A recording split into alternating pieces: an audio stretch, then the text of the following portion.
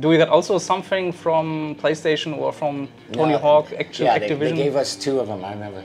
They gave us 2 PlayStations and $1,500. $1,500? Yeah, so I took the money and the other guys took the PlayStations. Yeah.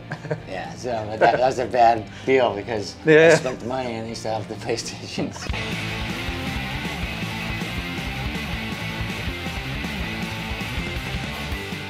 Moshpit Passion, you know, for the passion of the music. Herzlich willkommen hier bei Moshpit Passion auf YouTube. Ich bin der Kai und wie ihr sehen könnt, bin ich nicht alleine hier. Und zwar neben mir Eddie von Nebula, einer meiner absoluten Lieblingsbands aus dem Genre Rock, Psychedelic Rock. Kann ich euch nur wärmstens empfehlen. Wir werden hier so ein bisschen über die Diskografie sprechen.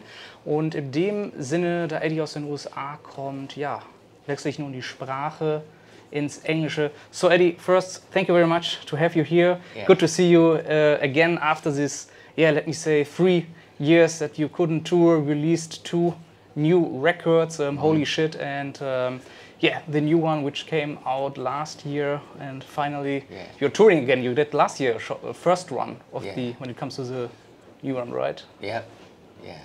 Nice. Yeah, that's it. So been busy as much as we could. You know, since this whole Corona thing happened, which was cool because I was able to, you know, we, like you said, made a record, and it was cool to do that. We did that at home actually. You know, me and Tom, our old bass player, you know, the bass player, that he can't be with us right now because he got sick. So, but we did that record. It's cool. But before we talk about the new record, I want to go a little bit back in the history of Nebula, and they released also many records, and everything started more or less when you left Fu Manchu. Yeah. This is the first record which came out after you left Fu Manchu. And how was it back then to create your own music, your own vision of what you had in mind back then? Yeah, well, it's me and the drummer Ruben started Nebula, and basically in Fu Manchu I used to write the songs with Scott Hill. You know, the second and third record, Daredevil, and In Search Of, like I wrote half and Scott would write half of it. So I was already writing with, you know, once we were going, and then we left the band, or however you want to say it, got kicked out or left. No, I'd say we left it. It doesn't matter though. Yeah. We got together and I had a bunch of songs, those songs right there on Let It Burn. Yeah. So we went to a place in the desert, Rancho de la Luna, and recorded them, just me and him. Yeah, I played bass on it, and he played drums and I played guitar. Crazy. And yeah, we were just doing it just because we wanted to keep playing. And then, you know, the people that were working with Fu Manchu, half of them, you know, didn't like the guys in Fu Manchu, so they worked with us instead. You know? Yeah. So, yeah, we just took off right kind of where we left off. Yeah. Yeah, so it was a lot better. Definitely. Yeah, to do. And then you got, the fans got 2, you know, bands now to like, you know, that was somewhat similar. And after this first record came out, you released a couple of records during, let me say, end 90s and begin of 2000s. And I have to look because this is a double EP record which came out on Heavy Psych Sounds. It was the... those are actually 2 EPs that, what I like. That's why it's called those EPs. Yeah. You got 2 of them. That was on Man's Ruin, and that one was Meteor City. Yeah. And how would you say, when it comes to the sound and also the development of the first impression, the EPs, and to the center, how would you describe the development? Yeah, well, that one, like I said, it was just, Let It Burn was just, me and Ruben, we just going in there just by ourselves. And I played bass on the first record, and then the second one we got a bass player, got Mark, who actually was in Fu Manchu at the beginning, so he's joined us. And we started touring and stuff, so we did those records, like some of it in New York City when we were on tour, so it was more scattered, you know, studio, like in between club shows and stuff. So it's not as, it's just kind of all over the place, but it's cool about that, that's what's cool. And then we did those, and then we did To the Center. We actually got signed by some label right after that called 0 Hour that had a whole bunch of money and everything, and they were gonna put out To the Center, and they had his money and they got some guitars and stuff, and we went to Seattle to record this To the Center, and like the third day in, they're like, the guys split, and just like the whole label filed bankruptcy, so that's why Sub Pop picked it up, because Jack and Dina was, you know, we were halfway through the recording, and yeah, so it was cool actually that happened. What I really like is when it comes to the next one, Charged, because of the song Giant, it was featured on the Tony Hawk Pro Skater soundtrack, and was my first impression of Nebula back in the day, and was like, whoa, it's a cool... That's what everybody says, yeah, that was like a big thing. And I did a couple interviews with bands who had a feature on that soundtrack, and they told me they got an Xbox or PlayStation, something in return. How was it? Do we get also something from PlayStation or from Tony Hawk Activision? They gave us 2 of them, I remember. They gave us 2 PlayStations and $1,500. $1,500? Yeah, so I took the money and the other guys took the PlayStations. Yeah, so that was a bad deal, because I spent the money and they still have the PlayStations. Yeah, it's a good move, definitely. And Giant is also, I guess, one of the songs which has its place in your live sets. Yeah. And it's also re-released on Heavy Psych Sounds, and they put also 2 bonus tracks on that. It was actually Do It Now, which came out as a CD, as a single, and this is the original first press, and for the people out there, you can everything get on Heavy Psych Sounds. One of my favorite records. And what I found interesting when it comes to, that's Apollo. Where's the Atomic record? Quick research. Here. When it comes to this one here, Carpe Diem, you got a music video. Yeah. How crazy was it to do it back in the day? And also when it comes to the budget and producing everything, because it was, I guess, very expensive if you compare it today with the budgets. It's a waste of money. So, it was cool to do, I guess. I mean, but it's a big waste of money. Just another, thing that you have to recoup and you don't get paid for. So, but it's cool to have a video that's somewhat cool. Definitely. It's a old school vibe, which is reflecting the song. I think it costs $10,000 to do it, which is kind of cheap. Definitely. But they just tacked that on to the whole budget, so we never see royalties in the end.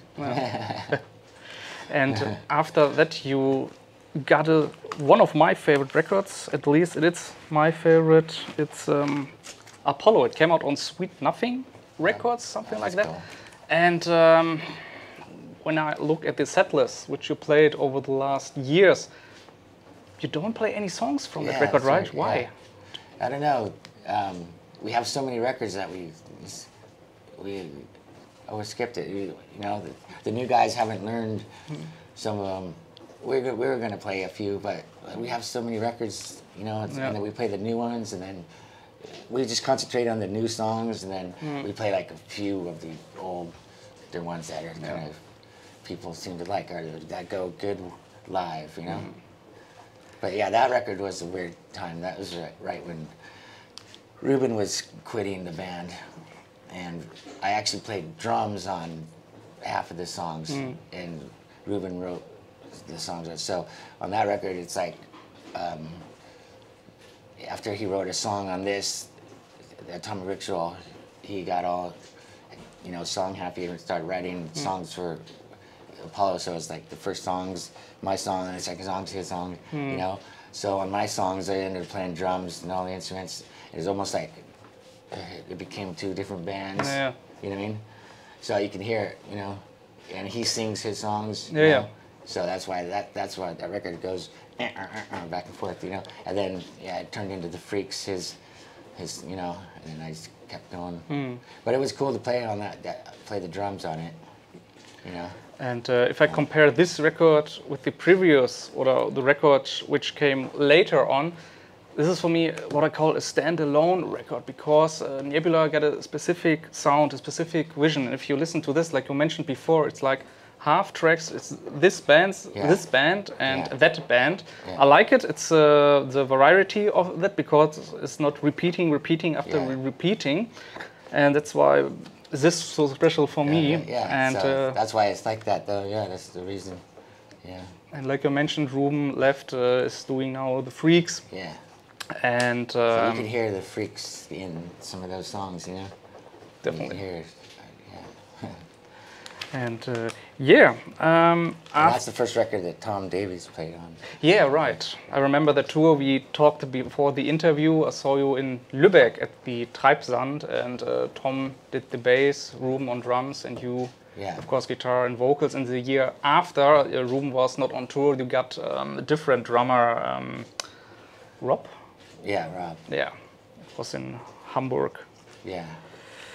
Yeah, we go on before the, let me say, hiatus, or big pause.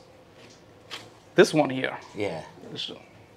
That one was like, that was just being, well, no, Rob was on that one, yeah, so.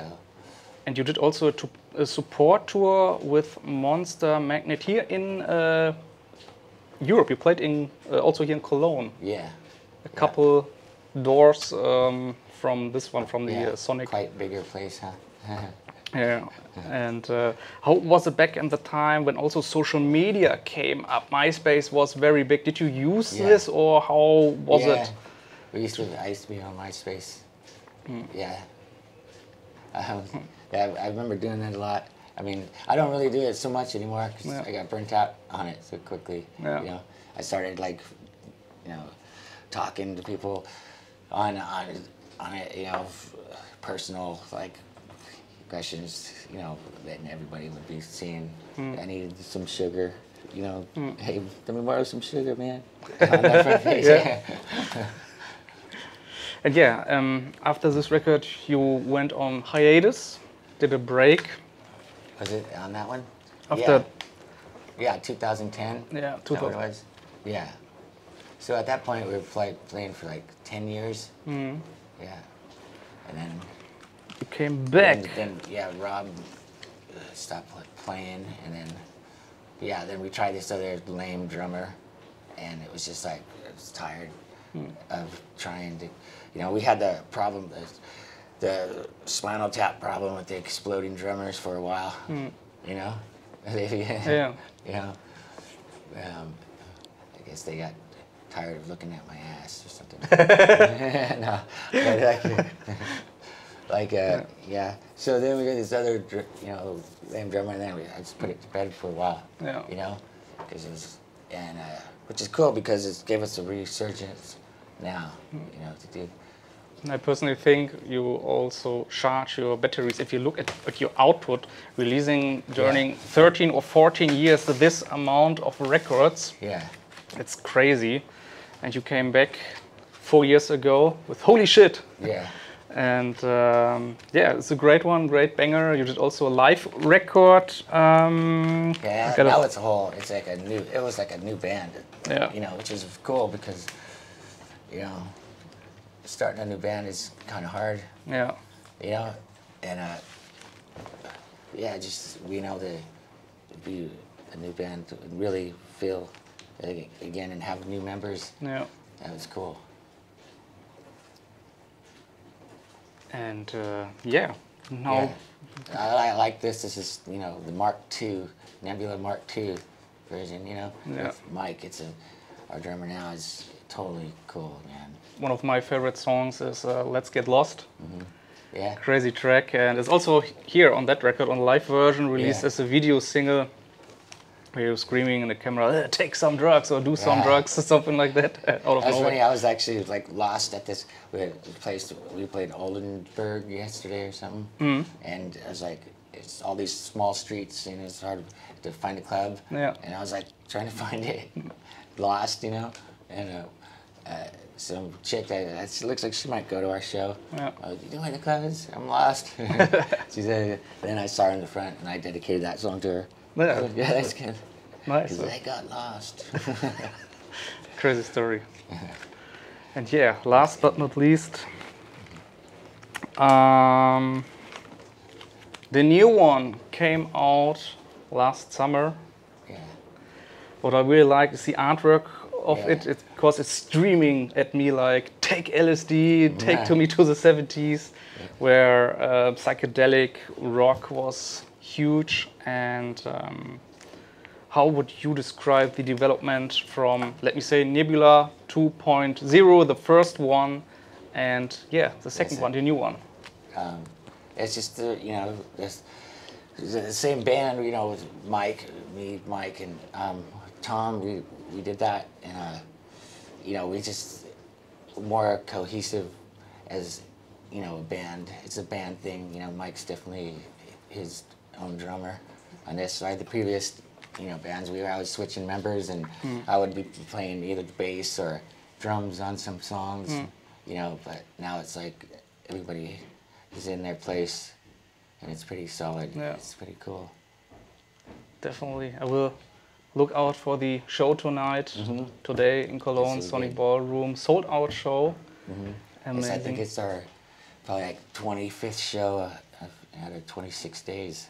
So Whoa, Yeah. that's pretty tough, man. yeah, I guess you're playing 2 or 3 shows and tour is over, right? You're going back home, yeah, 3 relax. more shows.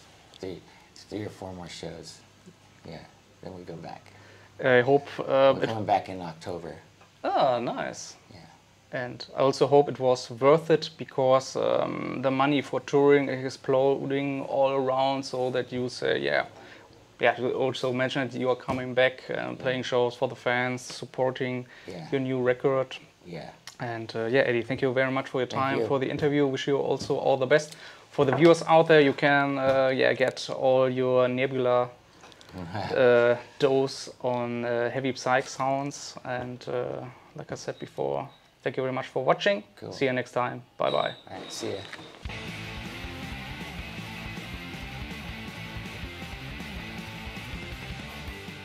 Moshpit Passion, you know, for the passion of music.